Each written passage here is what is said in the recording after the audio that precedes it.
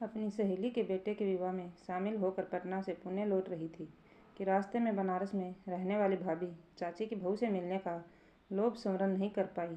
बचपन की कुछ यादों से वे इतनी जुड़ी थी जो कि भुलाए नहीं भूल सकती। सो बिना किसी पूर्व योजना के, पूर्व सूचना के रास्ते में ही उतर गई। पटना में ट्रेन में बैठने के बाद ही भाभी से मिलने का मन बनाया था। घर का पता तो मुझे मालूम ही था। आखिर जन्म के बाद 19 साल मैंने वहीं गुजारे थे। हमारा संयुक्त परिवार था। पिताजी की नौकरी के कारण बाद में हम दिल्ली आ गए थे।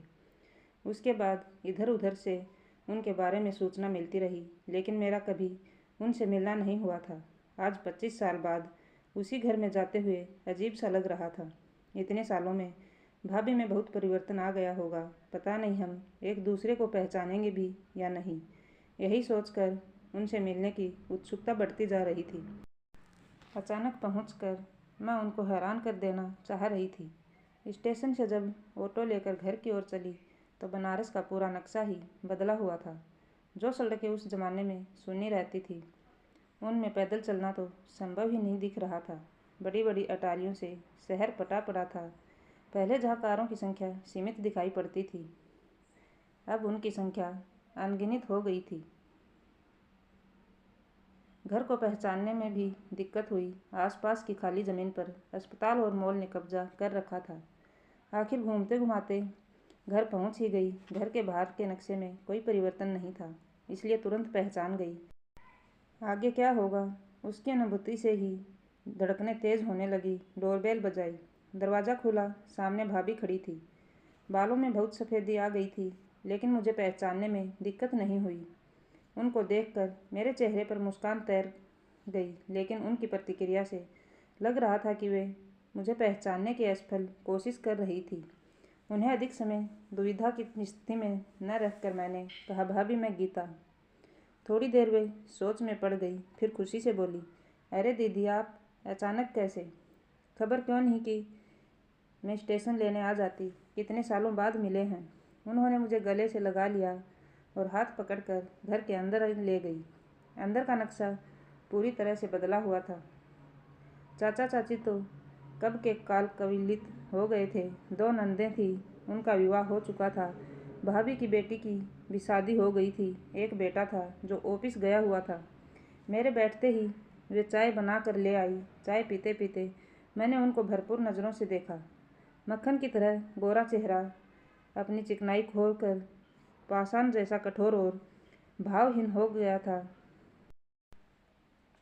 पथराई हुई आंखें, जैसे उनकी चमक को ग्रहण लगे वर्षों बीत चुके हों। सलवटे पड़ी हुई सूती सफ़ेद साड़ी, जैसे कभी उसने कलब के दर्शन ही न किए हों। कुल मिलाकर उनकी स्थिति उस समय से बिल्कुल विपरीत थी जब वे ब्याह कर इस घर में आई थी। मैं उन्हें देखने में इतनी खो गई थी कि उनकी क्या प्रतिक्रिया होगी, इसका ध्यान ही नहीं रहा। उनकी आवाज़ से चौंकी, दीदी किस सोच में पड़ गई हैं? पहले मुझे देखा नहीं क्या? नहाकर थोड़ा आराम कर लीजिए ताकि रास्ते की थकावट उतर जाए, फिर जी भर कर बातें करेंगे। चाय ख़त्म हो गई थी। मैं झेंप कर उठी और कपड़े निकाल कर बाथरूम में घुस गई। शादी और सफ़र की थकान से सच में बदन बिल्कुल निढाल हो रहा था। लेट तो गई, लेकिन आंखों में नींद के स्थान पर 25 साल पुराने अतीत के पन्ने एक एक करके आंखों के सामने तैरने लगे। मेरे चचेरे भाई का विवाह इन्हीं भाभी से हुआ था। चाचा की पहली पत्नी से मेरा इकलौता भाई हुआ था। वह अन्य दोनों सौतेली बहनों से भिन्न था। देखने और स्वभाव दोनों में उसका अपनी बहनों से अधिक मुझसे स्नेह था, क्योंकि उसकी सौतेली बहनें उससे सौतेला व्यवहार करती थी। उसकी माँ के गुण उनमें कूट कूट कर भरे थे। मेरी माँ की भी उसकी सगी माँ से बहुत आत्मीयता थी, इसलिए वे उसको अपने बड़े बेटे का दर्जा देती थी। उस जमाने में अधिकतर जैसे ही लड़का व्यवसाय में लगा कि उसके विवाह के लिए रिश्ते आने लगते थे। भाई एक तो बहुत मनमोहक व्यक्तित्व का मालिक था, दूसरा उसने चाचा के व्यवसाय को भी संभाल लिया था। इसलिए जब भाभी के परिवार की ओर से विवाह का प्रस्ताव आया तो चाचा मना नहीं कर पाए। उन दिनों घर के पुरुष ही लड़की देखने जाते थे, इसलिए भाई के साथ चाचा और मेरे पापा लड़की देखने गए। उनको सब ठीक लगा और भाई ने भी अपने चेहरे के हाव भाव से हाँ की मुहर लगा दी। तो वे नेग करके शगुन के फल, मिठाई और उपहारों से लदे घर लौटे तो हमारी खुशी का ठिकाना नहीं रहा। भाई जब हमसे मिलने आया तो बहुत शर्मा रहा था। हमारे पूछने पर कि कैसी है भाभी, तो उसके मुंह से निकल गया, बहुत सुंदर है। उसके चेहरे की लजीली खुशी देखते ही बन रही थी। देखते ही देखते विवाह का दिन भी आ गया। उन दिनों औरतें बारात में नहीं जाया करती थी। हम बेसब्री से भाभी के आने की प्रतीक्षा करने लगे। आखिर इंतजार की घड़ियां समाप्त हुई और लंबा घूंघट काढ़े भाभी भाई के पीछे पीछे आ गई।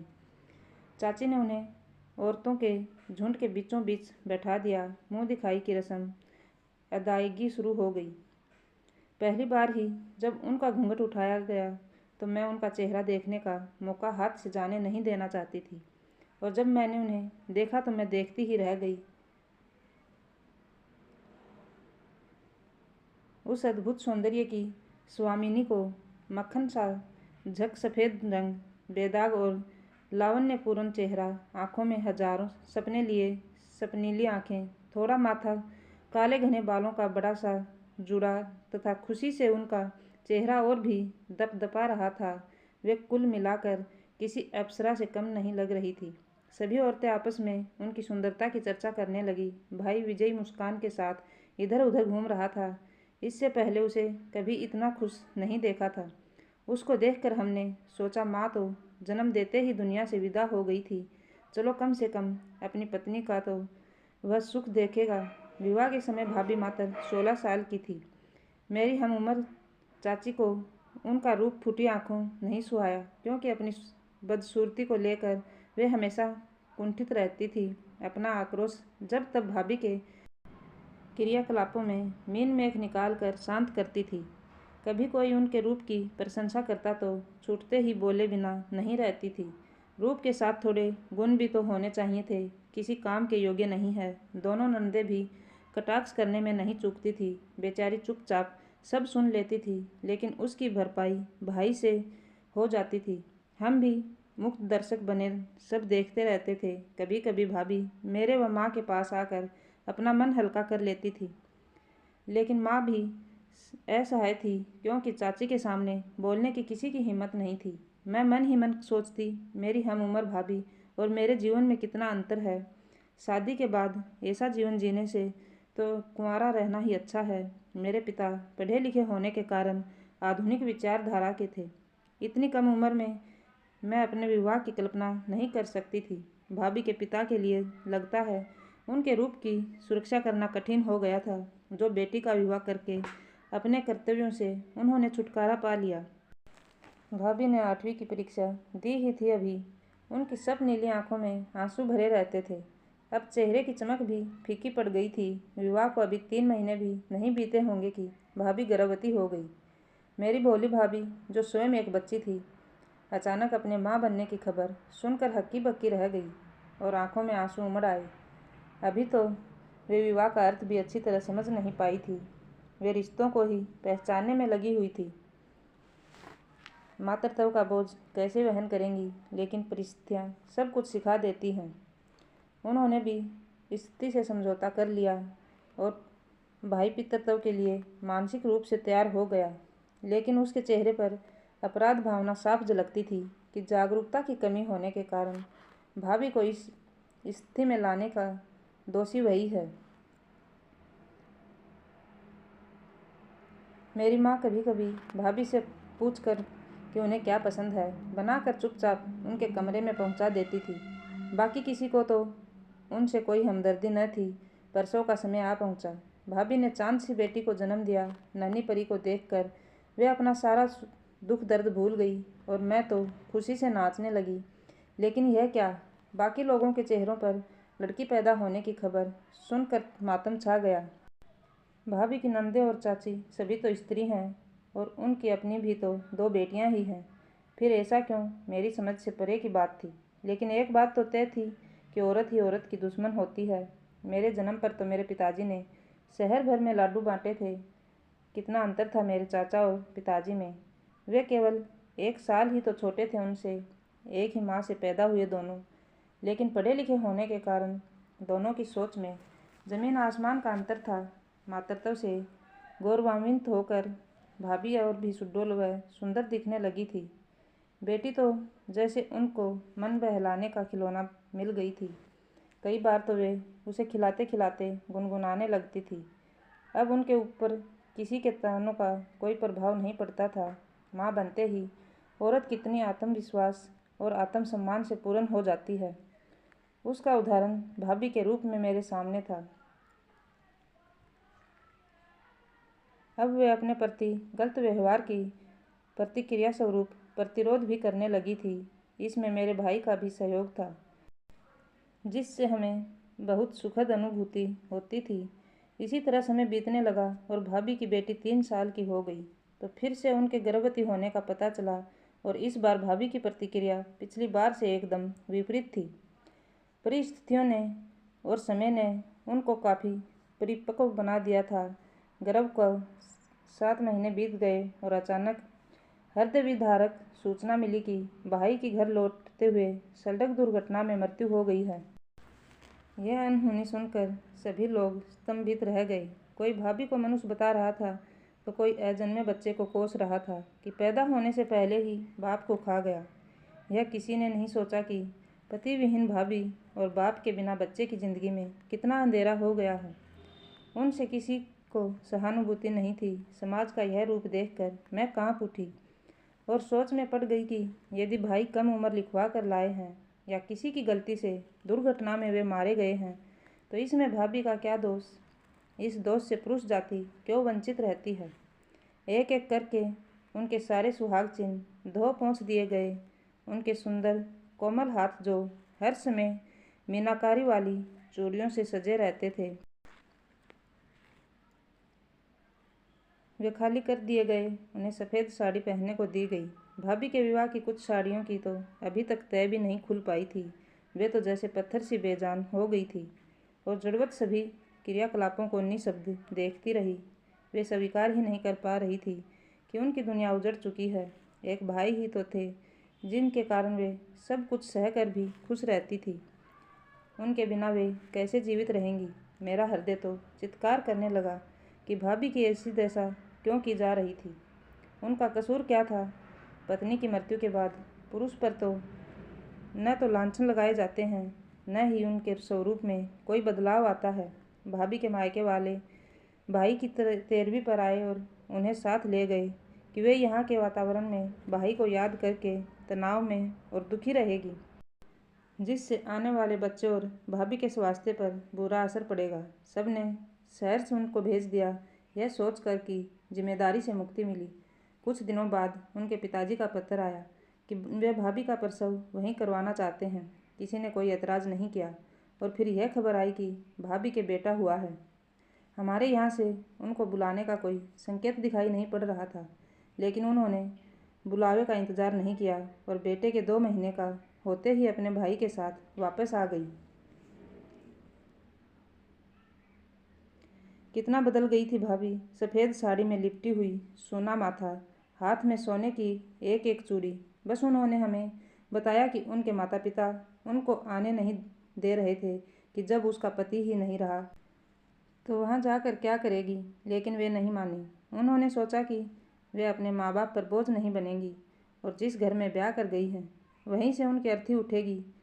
मैंने मन में सोचा, जाने किस मिट्टी की बनी है वे। परिस्थितियों ने उन्हें कितना दृढ़ निश्चय और सहनशील बना दिया है। समय बीतते हुए मैंने पाया कि उनका पहले वाला आत्मसम्मान समाप्त हो चुका है। अंदर से जैसे वे टूट गई थी। जिस डाली का सहारा था, जब वह ही नहीं रही तो वे किसके सहारे हिम्मत रखती। उनको परिस्थितियों से समझौता करने के अतिरिक्त कोई और चारा दिखाई नहीं पड़ रहा था। फूल खिलने से पहले ही मुरझा गया था। सारा दिन सबकी सेवा में लगी रहती थी। उनकी ननद का विवाह तय हो गया और तारीख भी निश्चित हो गई थी, लेकिन किसी भी शुभ कार्य के संपन्न होते समय वे कमरे में बंद हो जाती थी। लोगों का कहना था कि वे विधवा है, इसलिए उनकी परछाई भी नहीं पड़नी चाहिए। यह औरतों के लिए विडंबना ही तो है कि बिना कसूर के हमारा समाज विधवा के प्रति ऐसा दृष्टिकोण रखता है। उनके दूसरे विवाह के बारे में सोचना तो बहुत दूर की बात थी। उनकी हर गतिविधि पर तीखी आलोचना होती थी। जबकि चाचा का दूसरा विवाह चाची के जाने के बाद 1 साल के अंदर ही कर दिया गया। लड़का लड़की दोनों माँ के कोख से पैदा होते हैं। फिर समाज की ये दोहरी मानसिकता देखकर मेरा मन आक्रोश से भर जाता था, लेकिन कुछ कर नहीं सकती थी। मेरे पिताजी पुश्तैनी व्यवसाय छोड़कर दिल्ली में नौकरी करने का मन बना रहे थे। भाभी को जब ये पता चला तो वे फूट फूट कर रोई। मेरा तो बिल्कुल मन नहीं था उनसे इतनी दूर जाने का, लेकिन न चाहने से क्या होना था, और हम दिल्ली चले गए। वहाँ मैंने 2 साल में MA पास किया और मेरा विवाह हो गया। उसके बाद भाभी से कभी संपर्क ही नहीं हुआ। ससुराल वालों का कहना था कि विवाह के बाद जब तक मायके के रिश्तेदारों का निमंत्रण नहीं आता तब तक वे नहीं जाती। मेरा अपनी चाची से ऐसी उम्मीद करना बेईमानी था। ये सब सोचते सोचते कब नींद आ गई, पता ही नहीं चला। उठो दीदी, सांझ पड़े नहीं सोते, चाय तैयार है। भाभी की आवाज़ से मेरी नींद खुली और मैं उठ कर बैठ गई। पुरानी बातें याद करते करते सोने के बाद सिर भारी हो रहा था। चाय पीने से थोड़ा आराम मिला। भाभी का बेटा प्रतीक भी ऑफिस से आ गया था। मेरी दृष्टि उस पर टिक गई। बिल्कुल भाई पर गया था, उसी की तरह मनमोहक व्यक्तित्व का स्वामी।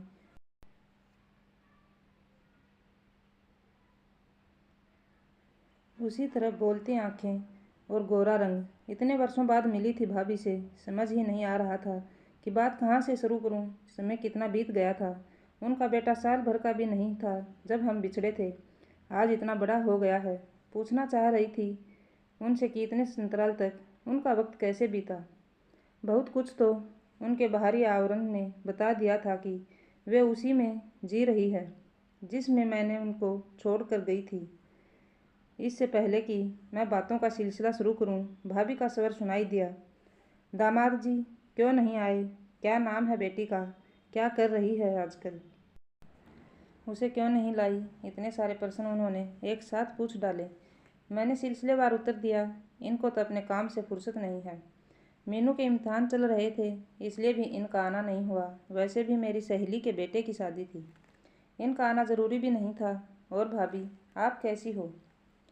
इतने साल मिले नहीं, लेकिन आपकी याद बराबर आती रही। आपकी बेटी के विवाह में भी चाची ने नहीं बुलाया। मेरा बहुत मन था आने का। कैसी है वह? मैंने सोचने में और समय बर्बाद न करते हुए पूछा। क्या करती मैं अपनी बेटी की शादी में भी औरों पर आश्रित थी। मैं चाहती तो बहुत थी, कह कर वे सुनने में खो गई। चलो अब चाचा चाची तो रहे नहीं। प्रतीक के विवाह में आप नहीं बुलाएंगी तो भी आऊँगी। अब तो विवाह के लायक वह भी हो गया है। मैं भी अपनी जिम्मेदारी से मुक्त होना चाह रही हूँ। उन्होंने संक्षिप्त उत्तर देते हुए लंबी सांस ली। एक बात पूछूं भाभी, आपको भाई की याद तो बहुत आती होगी। मैंने सकुचाते हुए उन्हें टटोला। हाँ दीदी, लेकिन यादों के सहारे कब तक जी सकते हैं? जीवन की कड़वी सच्चाइयाँ यादों के सहारे तो नहीं झेली जाती। अकेली औरत का जीवन कितना दुर्भर होता है। बिना किसी के सहारे के जीना भी तो बहुत कठिन है। वे तो चले गए, लेकिन मुझे तो सारी जिम्मेदारी अकेले संभालनी पड़ी।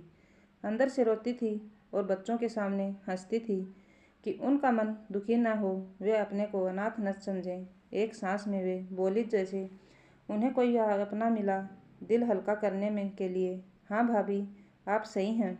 जब भी ये ऑफिस टूर पर चले जाते हैं तब अपने को असहाय महसूस करती हूँ मैं भी। एक बात पूछूं, बुरा तो नहीं मानेंगी?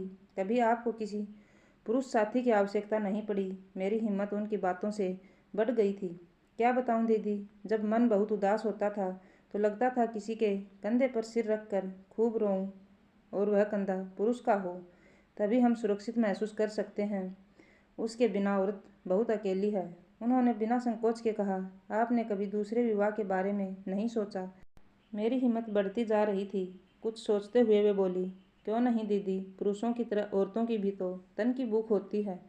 बल्कि उनको तो मानसिक आर्थिक सहारे के साथ साथ सामाजिक सुरक्षा की भी बहुत ज़रूरत होती है। मेरी उम्र ही क्या थी उस समय, लेकिन जब मैं पढ़ी लिखी न होने के कारण आर्थिक रूप से दूसरों पर आश्रित थी तो कर भी क्या सकती थी।